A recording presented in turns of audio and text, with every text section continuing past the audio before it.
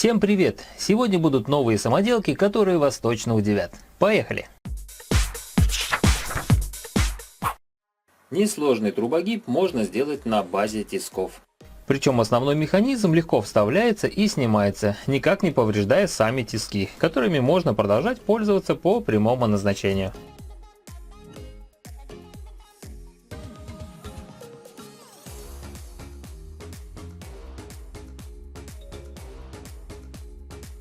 Если у вас ограниченное по площади помещение, в котором сложно полноценно развернуться, то данная идея будет вам полезна. Столешка из листа ДСП, ножки из бруса и несколько петель в совокупности могут превратиться в откидной верстак. Поработал, убрал инструмент и сложил стол. Особенно это будет полезно, когда нужно заносить материал. Чем меньше на пути помех, тем лучше. Довольно оригинальную торцовочную пилу можно сделать на базе болгарки.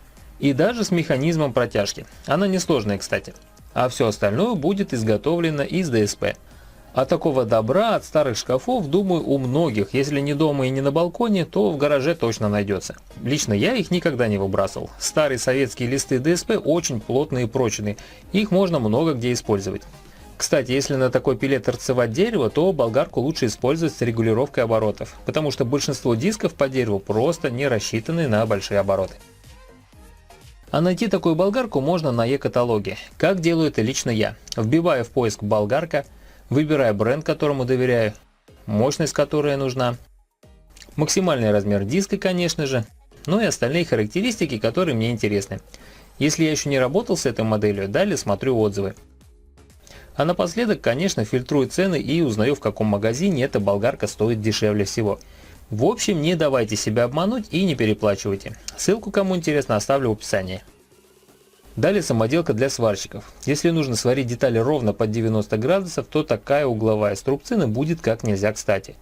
Конечно, можно все зажать и как-то иначе, но все же одной струбциной, специально под это приспособленной, будет работать удобнее.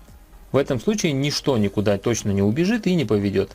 Правда, фиксировать она может детали только в том случае, если они одного диаметра или толщины. Но и это, конечно, тоже можно улучшить. Об этом уже в следующем видео.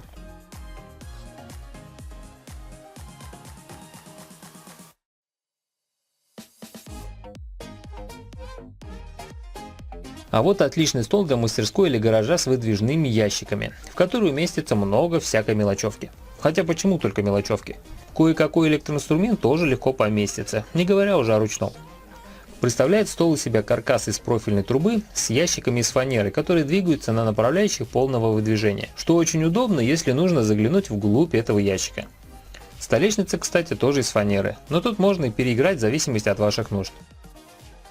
Ссылки на полные ролики с этими самоделками вы найдете в описании к этому видео. Если вам понравилась подборка, не забудьте поставить лайк и добавить ролик себе в плейлист, чтобы его не потерять. Ну и подписывайтесь на канал, если вы еще до сих пор этого не сделали, потому что впереди будут очень крутые самоделки. Всем добра и всем пока!